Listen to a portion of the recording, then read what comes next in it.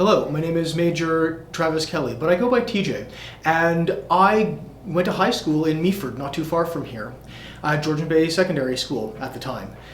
I joined the Canadian Forces in 2004 as a reservist while I was finishing my undergraduate degree in engineering, and then really enjoyed the work that I did there. Found that for me it was a much better fit than some of the private sector work I'd done as a cooperative education student. And so after I graduated, I applied and was accepted into the regular force, finished basic training, and in 2008, as part of 2 Canadian Mechanized Brigade, I deployed to Afghanistan in the brigade headquarters as part of the 2nd Combat Engineer Regiment, which was providing engineer support to the brigade.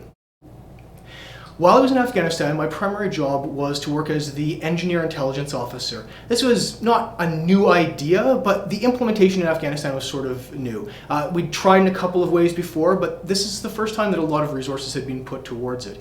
And my responsibility in that capacity was to, in many ways, coordinate between intelligence and engineering. There are 2 bits of the military that don't sort of traditionally talk a lot, but there's a lot that goes back and forth. In particular, in Afghanistan, it was more important than usual because of the emphasis on counter-IED. IED, an improvised explosive device, often referred to as a roadside bomb in the news, is an engineering problem because it's explosives, and that's what my trade, combat engineer, deals with. But it's an intelligence problem because it's the enemy's tool, and we're trying to find out where they are and keep track of them, the things that our intelligence people were really focused on. And so in that capacity of engineer intelligence, I was helping to coordinate between those 2 branches, but it turned out that there was a lot more to talk about than just counter-IED in that role once we started to explore it. A lot of the work that I did is classified to some degree, because intelligence, of course it is, but a lot of it is not that subtle. One of the most interesting things I did was I did a lot of work making maps in Afghanistan, trying to coordinate the ground truth, because the battlefield that you're fighting on is a critical consideration that affects friendly, enemy, and civilian activity in any battle space, including the one in Afghanistan. And so I got to work a lot with geomatics and cartographers to try and communicate the engineer information about things like roads into a digital picture that everyone could see and understand, which we called the Common Operating Picture.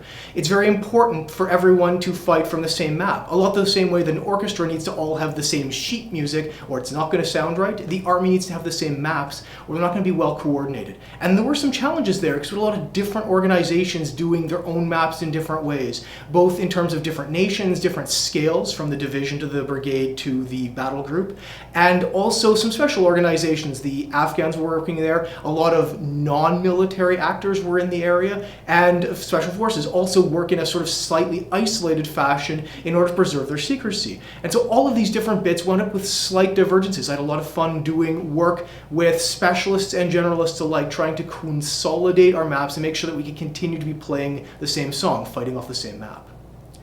However, one of the most unique experiences I had was a short time, about 6 weeks in the middle of my deployment there, when one of the other engineers in theater, for reasons I'm not precisely aware of, had to leave his post for that short period of time. And his position was considered very important. There was a relatively small number of people doing his work. And so I had the opportunity to go out to the front lines and take his place for those 6 weeks.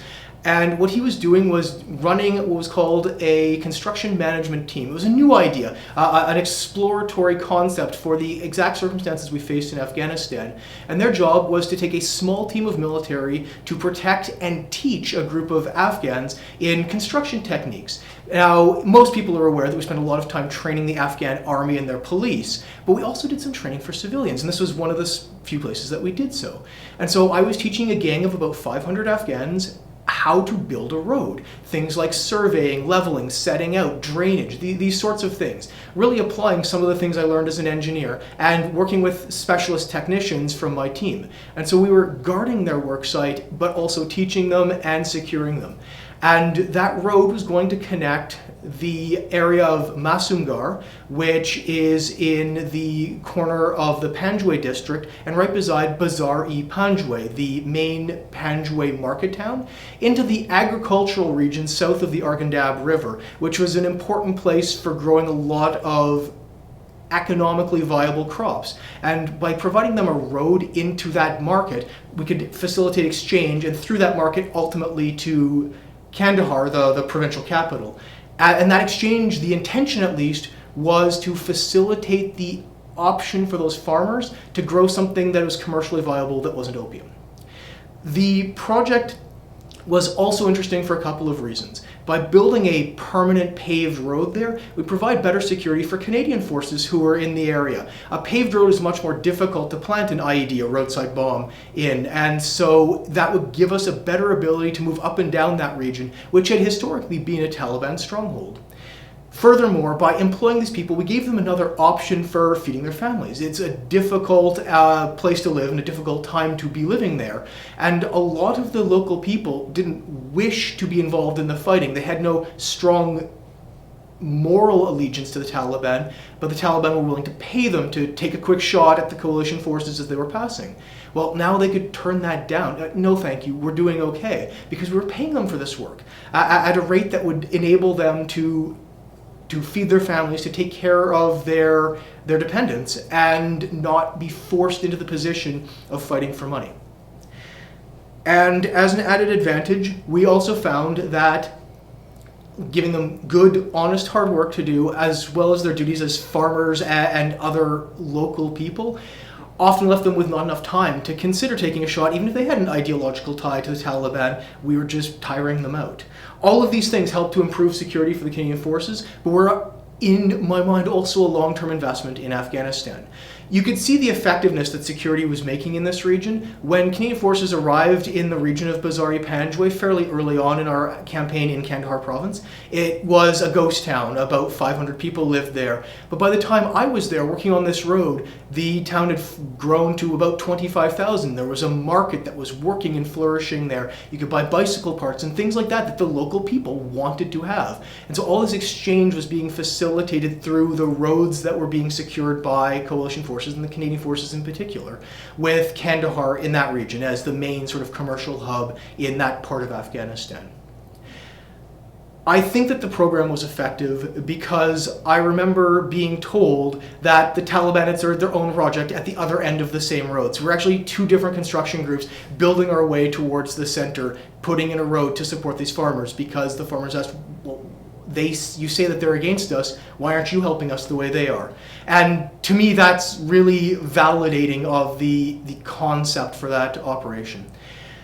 And in the end, I remember when I was there, the main highway in Afghanistan, Highway 1, was built by the British forces in the 1800s. It was paved by the United States in the 1960s, and that road's still there. It's a critical economic link. It's a symbol of good times in that country. And I hope that the road that I helped to build is going to last a century as well. There's a lot of things that were an effort to buy time in Afghanistan, but that's a permanent legacy. I think that's one of my favorite memories, and something that's maybe not unique, but special about being an engineer. I don't wish to reduce the value of what the other soldiers in theater did, but one of the great things about being an engineer is leaving something behind as well. And so that road is still there and is likely going to be there when I'm gone, when everyone who was there is gone, just like the road the British built is still there and still serving its purpose for the people of that country. So I deployed to Afghanistan from May 2008 until February 2009. I was working on the road in July and August, I think, or maybe August, September. Dates got a little fuzzy over the 9-10 months that I was there. The only Canadian soldier who was killed in Afghanistan that I knew before they were killed was killed while I was there. His name was Sergeant Cruz, and I knew him because he was one of my instructors at the engineer school during basic training. He taught us demolitions, and he was not our favorite instructor. He was very sarcastic, and he was killed by a roadside bomb. An IED was a trick set up to lure the engineers in with a obvious bomb and then hit them with a hidden one behind, the sort of thing that we were seeing at that time.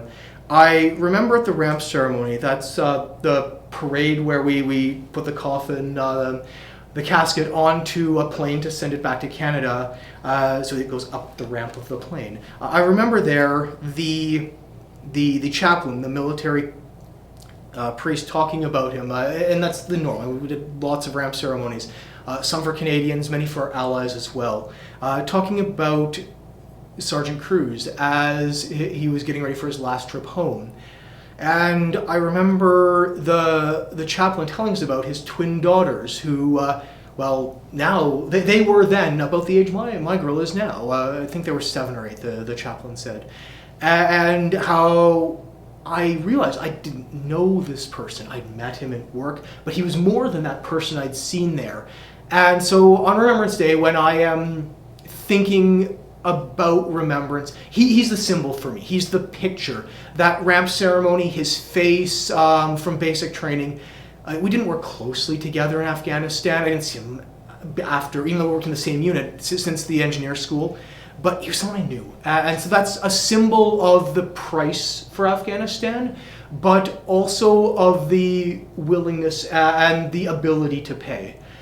Since then, I've met a lot of coworkers who survived serious injuries, people with prosthetic limbs and things, who continue to serve Canada in uniform, and others who have moved on and are doing other things for the betterment of the world, however they've chosen to do so.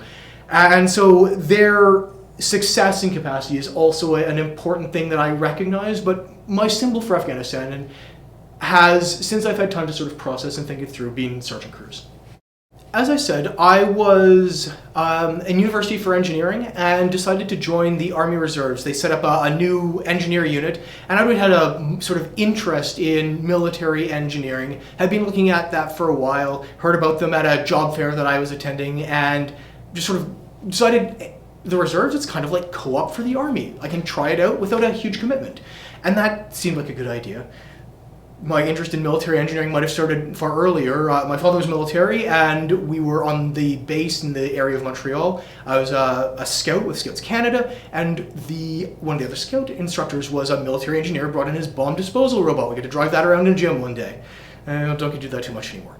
But that sort of gave me the idea, sort of an idea in the back of my head. I remember in grade 11 doing one of those guidance counselor job surveys, and it came out my number one recommendation was combat engineer. I'm like, this is silly. Those things are never right. Those things were right. And here I am. So I went to the university, I tried the reserves, I really enjoyed it. I found that it was an opportunity to do something with people in a way that my work in civilian engineering as a co-op student hadn't really given me. I'm not saying that that's not valuable work, but it didn't match what was valuable to me. I remember after that, the paperwork couldn't be done quite in time for me to do an actual formal work term with the Army as part of school. So I was off doing some industrial engineering in Bolton, Ontario. I was biking home one day that summer, and it was in the middle of the time that we were starting to talk a lot about Afghanistan in the news. The Canadian forces were there in force now. We'd moved into Kandahar, and I saw these two kids playing out in the lawn, and I was thinking about what that meant. Like these two children who all they had to worry about was not running in front of a car. They didn't have to worry about landmines. They didn't have to worry about a shooting. They didn't have to worry about their country falling apart around them and that sort of resonated with me, the symbols and the history of Canada's military, from the World Wars in particular, very well known, the Korean War, peacekeeping, a connection to that through my father, as I said, in the military. And all of this sort of said, yeah, this idea that I've been working on about joining the military, this makes sense. This is something that is worthwhile to me. I can pin the value, and those kids are a symbol of that value. I don't know anything about them other than I saw them that day and the image clicked. It's burned in my mind. So that was fine. I tried it with the reserves. I had a good time, went to the regular force, finished basic training, and during basic training at the end, they said that, look, we've got a job for you. The 2nd Brigade is deploying to Afghanistan. They need someone who can work through problems and think analytically. You've shown a lot of skill at that during your training here. You're going to go as their intelligence officer and do engineer intelligence there. And so I got prepared for that, did extra training on intelligence things. We did a lot of work getting ready for Afghanistan, training both in Petawawa, which was our garrison, our base here. It's the base near Ottawa up in Ontario. And then also working in other places. I went to Panama to do some training with the United States, with a much bigger organization to get ready for the large international work our headquarters would do in Afghanistan. We went to Fort Bliss, which was a desert, actually very similar in climate and vegetation to Afghanistan, or at least the part of Afghanistan we were in. And so getting accustomed to working in the desert and then just doing the job with the people I would work with. All of this was part of our road to getting ready. And a lot of that training was practical. Make sure you can shoot, because you never know. Make sure you understand your job that you're going to do. But a lot of it was contingency as well. What do you do when you have stress? How do you manage your mental preparedness? Trying to arm our soldiers against the stresses and the challenges that the first groups in Afghanistan hadn't really been ready for. But we wanted to learn those lessons, to not let the challenges and the tragedies that they'd faced be in vain. And so a lot of time and effort was spent on me and on every soldier who went, getting ready to face those mental and physical challenges. Absolutely an excellent job was done. I hadn't realized how much that was true until I was out working on that project on the road, out in the front lines. And there were two events, two incidents, fairly close together in time that had really solidified for me how well my training had prepared for me. It's kind of embarrassing because I complained about it when I was getting ready. Oh, this is silly. This is not the way it would happen in real life. Nothing's going to be this broken. It can't be this screwed up. It was that broken and that screwed up. We were out doing that road construction project, and it was being successful and winning the hearts and minds, something we talked about a lot then. Never really knew what it meant, but I think it was working. And the Taliban attacked our project. They brought a recoilless rifle. It's kind of like a rocket launcher. It's a big weapon designed to shoot at armored vehicles and tanks, but they missed their first shot. And they had a small team firing rifles at it. I've heard the sound of rifle bullets going past me before. It's part of our training. We sit in a concrete bunker and you can hear the crack, crack sound. It's the only time I've ever heard it not in the concrete bunker. And crack, crack, and there's 3 of them. And I started doing what we were trained to do. Look for the target, get ready, get on the radio, start passing information, coordinate the soldiers. I was leading a team who was responsible for protecting 500 civilians there. Well, we're not going to have these workers if they're going to get killed on our work site. And so everyone started moving, and all of this came together, and it's not like I was thinking through, what am I going to do? I was responding, and looking back, I didn't realize it at the time, but looking back hours and especially weeks and certainly years later, I can see my training in Gagetown, New Brunswick, all coming together there. All of the pieces. My mind was free to think about what was wrong because my instincts and reactions were all taking care of what was necessary. So I was able to put my mind above the chaos and start thinking about what was happening, to communicate to my headquarters, to provide that information.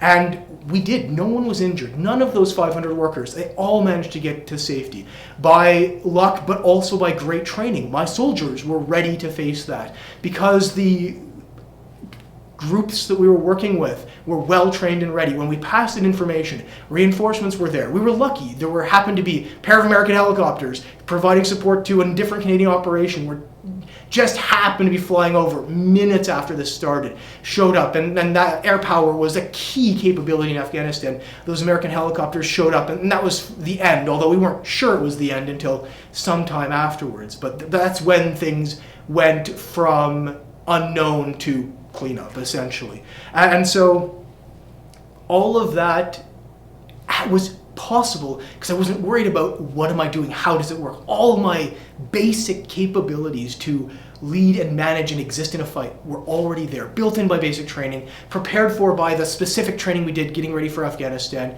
It was all set in so that I could think and communicate and do the parts of my job that you could not prepare for. Understand what was happening to my soldiers. And yeah, it was just like basic training. About halfway through that battle, I don't know exactly when, my radio ran out of batteries. So I spent half of that fight giving orders to nobody. Luckily, the radio talking back to those helicopters to headquarters, that was still working because it had a big battery. But the one that talked down to all of my soldiers, yeah, gone halfway through. And I found that out when we got back into our base. I don't know, the time sort of felt dilated. I have read that is a very common reaction, so I've really a poor sense of the time. I think it was somewhere between 45 and 75 minutes we were out there responding to and then cleaning up and coordinating after the attack. But that was the only one that happened on that site for months. It was one of the first attacks there. There was one other sort of minor skirmish, but they didn't come back because it went well, it worked, and we protected those civilians. The second incident was similar, much smaller. A rocket hit our camp, again out in that frontline area. Our rockets were not uncommon, but I was in the headquarters. We'd just come back in from the road construction. I was waiting for the chance to see the local commander, give my report for the day, very standard, and the rocket came in and it hit a concrete barrier about 3 meters behind me. Those concrete barriers put up by military engineers were a critical part of the defense, essentially kind of dividing the base into zones so that a rocket hitting in one wouldn't send shrapnel exploding across the whole base. Well, it hit on the other side from me, exactly as the design had intended, but there was a truck parked there. And I didn't realize it was that close at first. I came out of the command post, following our normal review. Rocket hits, okay, I heard the explosion. I know I'm starting the rocket drill. It's get back, grab my helmet, get into the bunker.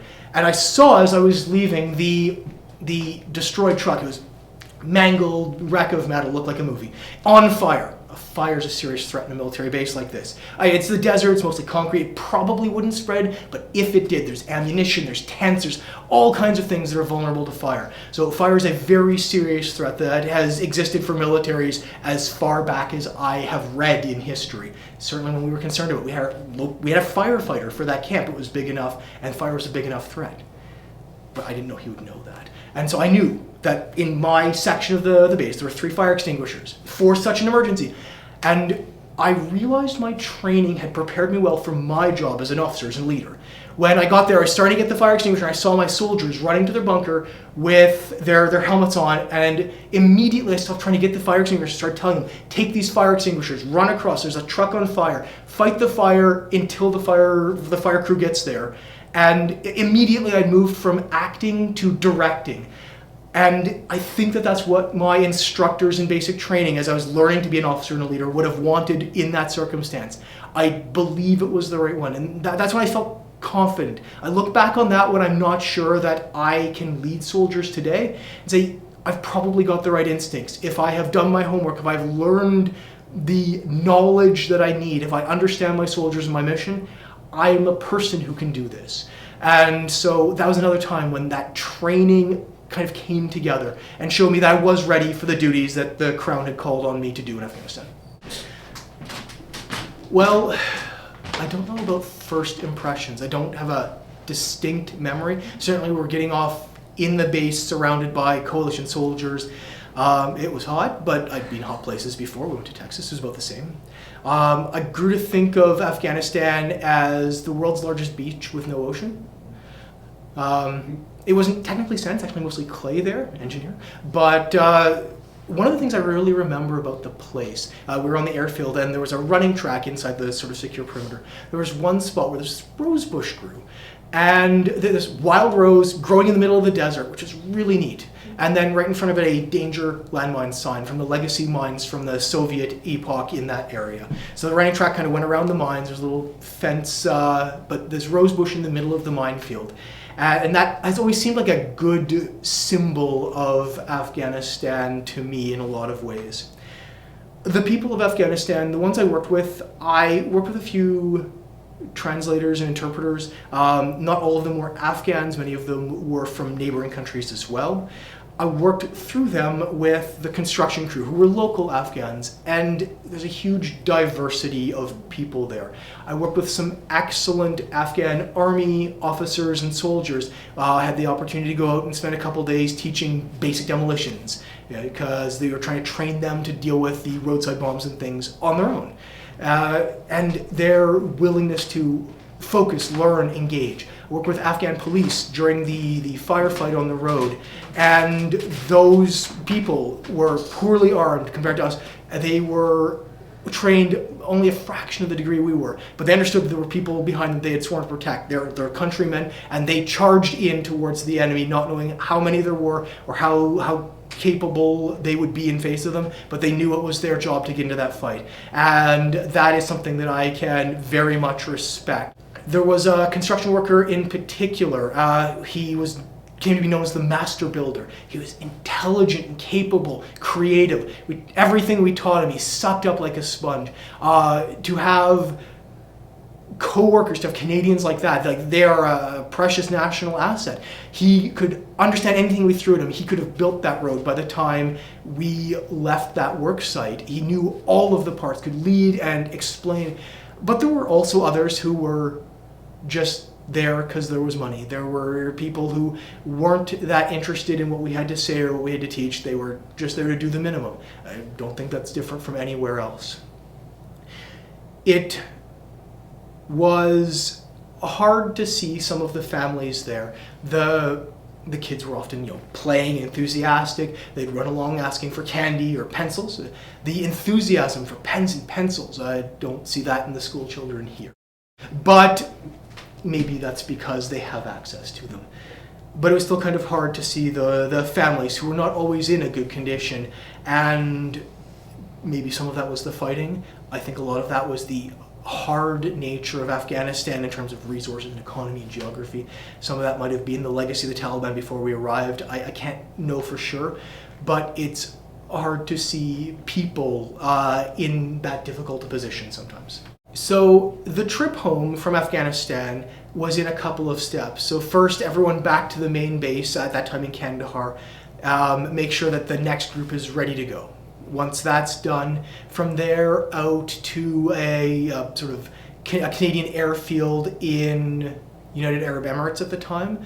And so at that airfield, changing from a military plane to a contracted jetliner and flying out. I remember on the flight home, sort of the 300 or so people that I'd worked with, the main headquarters of the brigade at the time, our general, the deputy commander, who was a colonel, and someone had put together a video, someone had found some time, and it was a highlights video of the tour, and little things that some of them I'd been able to observe, some were little stuff that was funny. Now you saw the other side of it. It was a really interesting. I remember one part in particular. I couldn't explain it to you. You had to be there.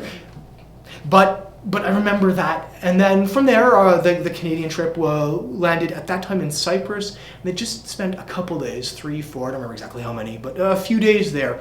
And the idea of this was to separate war from home, to give a specific, distinct distancing. So these soldiers, who had many of them been driving in a battlefield for months, many of whom had been carrying a gun and watching for the next bomb, the next rocket, to give them somewhere that they could just calm down and refocus themselves.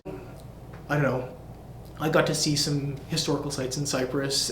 I don't think it helped, but maybe I don't realize how much it helped. I don't know. I can't tell what that effect was on me. But then got home 3 days back in Petawawa at the regiment, just coming into work. Just before we got there, I remember one thing in particular. We landed at the airport in Ottawa, about 2 hours, and their bus is going to pick us up there. And someone important, I think it was the Governor General, but I can't remember exactly, was there to meet us. And I think it was she, was at the front door of this building and wanted to shake all the soldiers' hands. Welcome back, thank you for your service. We'd been in Afghanistan for months. It was May, so it was 30, 40 degrees when we'd left. About the same in Cyprus, and then we get home, it was February. It was still warm, it was warmer in Cyprus, and then we'd come into Ottawa. In February, it's freezing cold, none of us had winter coats, and we're lined up waiting to shake this person's hand. And this person didn't realize it. She was inside, she was shaking her hand, she didn't know we were standing out in the cold. But it was this kind of funny, awful experience, but I got through it. And so did everyone else. And we were happy that someone cared enough that we were back there. Back up to Petawawa, a couple of half days, make sure, hey, checking with the social workers, everything okay, you feeling all right? For me, it was okay. There was nothing really dramatic, but I'm sure that was really critical for some people. Make sure your paperwork's all squared away, because paperwork. And then off I was back home to see my parents for, I think almost 2 months, almost a year worth of regular vacation, bonus vacation for being in theater, things like that, all added up. So it's a long time off, and then back to work, off on training in Gagetown for a couple weeks shortly after I got back to work, and then on to the next challenge. I went off to do my master's degree. The Army sent me to the UK to go and learn about maps. So the first time I saw a human body was years after Afghanistan. A soldier had died during military activity that was in Canada, and I was at the funeral. So the body had been prepared by a mortician. But this is the first time I think I've ever seen a human body. It's only the first one I recall. Seeing the damaged bodies in the battlefield, this can be very hard for people. I think that the stresses that I experienced, I was well prepared for. Fighting, as I said, I was trained for that. No one got hurt. A lot of the stress injuries that would challenge people, especially sort of junior leaders like I was at the time, would be when something goes wrong. But it went right. Was it my fault? No, I hope I helped towards it, but luck is a huge factor, and the skill of the soldiers is a huge factor. I hope I brought my fair share of skill, knowing that I was a junior person, but doing what I could. And I think I did. I believe that I did. And others worked to validate the answers I came up with, to convince me that I did. And I think that's part of surviving the stresses for me. Did everyone have that opportunity? I don't think so, but I think by the time that I was there, we'd really tried hard. There were a lot of resources, a sort of layered approach to protecting people from those challenges. I was one of the layers for the soldiers who were working for me, and I hope that I did my job properly and was able to take care of them and move them on. But like I said, that incident was, in the grand scheme of things, quite minor compared to what many people faced. And so I checked, I asked, I tried to make sure I was doing it right, but in the end I don't think the threat was very high then. So my family at the time was my parents. I have a sister too. I don't know if she cared. In fact, she was in Afghanistan for part of the time with me. And so it's stressful for parents. They can see in the news that people are dying there, but it wasn't a real, like the work I was doing, the nature of the job, they knew when I was in a different position out in the front working on the road. They knew that, like, I had a chance to talk to them about 35 minutes a week. It was actually my allocation. And was it hard for them? Yeah. Did they like that? No. They understood what this was about, military family. Put a big yellow ribbon on the tree in front of the house. But I think it's a little different there than someone who had a wife, especially kids at home. It is certainly harder on the families than on the soldiers. I have never been the one who was at home, but I have coworkers who have both deployed and been the spouse at home, and it is very clear to me, I'm entirely convinced, that is the one staying home who has trouble. When you are in theater, when I was in Afghanistan, I was busy. I was working 14 hours a day on a short day, and I was doing things, and I was directly controlling. I knew what was true and what was wrong, what was misunderstood. I had a very clear idea what was in danger and what wasn't. No, my stresses were ones I could attack and deal with, and I had control over the circumstance. But I can imagine being back home where all you have is what's on the news and the phone rang. Is it that phone call? Oh, a black car? No, it just went by. Especially on the base where there's lots of these around. And is this the day? The soldier who died in Canada, I was there when the commanding officer and the chaplain informed the widow. I was standing in the back, and the look on her face as she came into this office that we had borrowed at her work. We talked to her boss, hey, look, there's bad things happening, we need a spot to talk to. And she comes in and she looks and she sees three people in dress uniforms looking grim, and she just started crying. She knew what would happen before anyone said anything. And imagining that on a base or in Afghanistan when someone's deployed and then the car pulls up and and you've got the whole walk up your lane as they're coming towards you. You know what they're going to tell you. You don't want to hear it and you have no choice. I can imagine that. I've not experienced it, but I am perfectly sure that if I weren't hurting someone else, I would much rather be the person in Afghanistan than the person waiting for the person in Afghanistan. Canada, along with its allies in ISAF, the Afghan army, the police, the people there, we spent a lot of time and a lot of effort buying a chance for them to make a decision. We spent a lot of time showing them what we believed a different way of approaching the world would be. What will Afghanistan take out of it? I don't know. Hopefully some of those people will have taken a chance to try something else, probably somewhere else, sadly. Hopefully some of the things like teaching people to build a road, something about teaching a man to fish, and I hope that we did that we've given them a choice about things to do that aren't violence or scrabbling by, but maybe building something better. But the legacy of Afghanistan is more than that. There's a legacy outside of that country. For the Canadian Forces, I don't know, but I hope it's a renewal of the pride that the Canadian Forces have known throughout their history. The ghosts of Vimy, I think, would be proud of the work that we did there. The things that we learned in the Second World War, in Korea, in peacekeeping, in Bosnia, throughout our time. I hope that we have continued that legacy, extended it into the future. I certainly know that we have a new perspective in the Canadian Forces on taking care of people, and part of that comes from the changes in Canada, but part of that comes from the things we learned in Afghanistan, the lessons that we were taught there about people, about soldiers, about taking care of people, and what is and isn't hard for a soldier, to be ready for the next time that the Queen and the country calls on the Army and the Canadian Forces.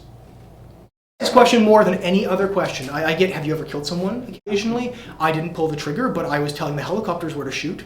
So did I kill someone? I guess it depends on how you measure it. Even today, I provide maps to soldiers who are going out to fight. I'm making sure that they can kill the people who need to be. Our job is the controlled and professional application of violence under the direction of the civilian government.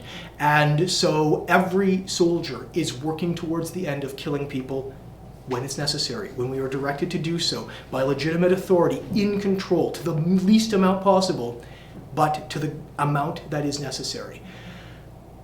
Has someone I know died? I've talked about Sergeant Cruz. What did I eat in Afghanistan? So most of the time I ate in a cafeteria, like a high school cafeteria. Take your tray, slide it down the metal racks, plop of this, a plop of that, hopefully something that doesn't go plop if you're lucky, and then go sit at the long tables on the wood benches, eat with your friends in little groups of people you work with, you know their names, and then go put your tray in the dish tray and back to work. But sometimes it wasn't like that. When I was working on the road project, we were at a small base. So that was the giant contracted kitchen, shared, paid for by NATO, I think, certainly bigger than Canada, shared by all the nations that were there. Out in the Canadian base, or Canadian military cooks. It was a trailer, literally a trailer, could be towed behind a truck, set up to be a kitchen there with giant concrete walls around it to protect it from rockets, because heaven knows if you lose that, it's a mess. And so that kitchen produced some of the best food I've had ever. Maybe not the very top 1%, but that was fantastic food. The Canadian military cooks are amazing, terrific, and the Crown was ready to pay the money to give them the tools they needed, the materials they needed to do well out there. So we were well taken care of. But sometimes you don't get that. Sometimes you get a packaged meal, and Canada's are way better than anybody else's that I know of. But we still would prefer the Canadian military chefs. And so what did we, I wish I brought my ration pack along, I could have showed you. But little space sealed foods, hamburger buns that are 3 to 5 years old, but still good, perfectly edible, maybe not perfectly, but nutritionally edible. So that's what soldiers eat, and it depends on where you are. If you are out on patrol, you need something you can carry, and that's good food for that circumstance. And a lot of water. Even working 800 meters from a Canadian sort of very secure base, I was carrying 5 liters of water a day. And someone who's going out for a longer trip would probably have at least double that. So water was the key in Afghanistan, but what did we eat? It depended on where you were. It's not something that most Canadians think about, but there's a civilian component to this. Luckily, very few civilians were killed as part of the Canadian mission in Afghanistan. And by civilians, I mean the Canadian civilians. There were certainly many Afghan civilians who died in and around our operations, both for legitimate reasons and because of accidents. But talking about the civilian contribution, there are specialists in the military at a scale that Canada's military operates at. Can't afford. We can't have a military specialist in everything. Even the Americans can't, although they're a lot closer.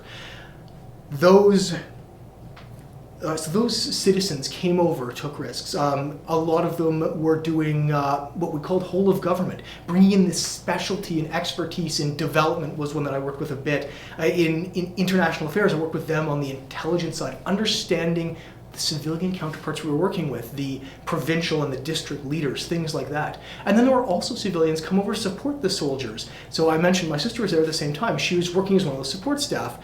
So she worked in the Tim Hortons for part of her time there. Most people have heard of the Tim Hortons in Afghanistan. This little Tim's trailer set up with Burger King and a Pizza Hut from the United States and a couple of other sort of local flavor places.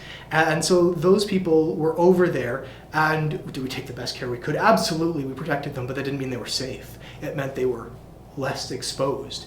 And they were there cheerfully going about the tasks they were assigned to make sure the soldiers that could get access to those services, and it wasn't all of them, but it was the ones that were there. And our partners bringing us that perspective and understanding that most of us couldn't, that none of us could provide, making sure that we were doing the best job we could for the country.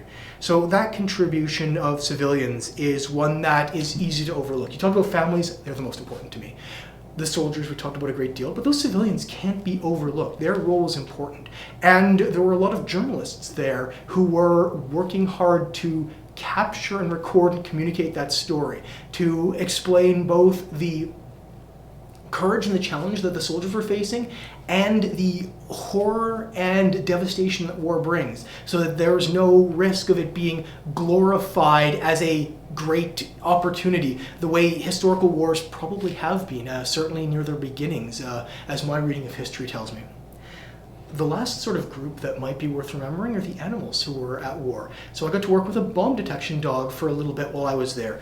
He was a contractor from Pakistan, but there were many who were in uniform. There's interesting stories, they were not my stories, but of animals who served in Afghanistan for the coalition, both contractors like the dog that worked with me and full soldiers from our allies. There were probably Canadian soldier animals there, but they would be with our special forces, and I really don't know anything about them. I can't tell you.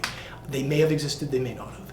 But certainly the Americans had veterinarians in there. They had enough animals working and fighting alongside of us, bringing their own unique talents and capabilities to our efforts there.